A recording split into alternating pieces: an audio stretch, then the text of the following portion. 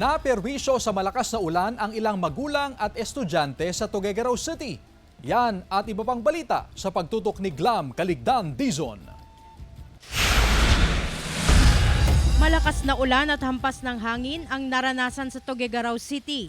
Kanya-kanyang diskarte ang mga magulang sa pagsundo sa mga anak nila sa paaralan.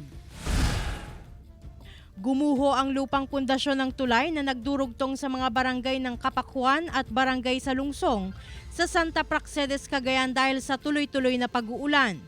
Kaya pansamantalang hindi madaanan ng tulay. Pinayuhan naman ng otoridad ang publiko, lalo na ang mga biyahero, na alamin ang sitwasyon sa mga dadaanan lalo na ngayong panahon ng tag-ulan. Nagka-landslide naman sa Barangay Pangawan sa Cayapan, Nueva Vizcaya dulot ng pag-ulan doon.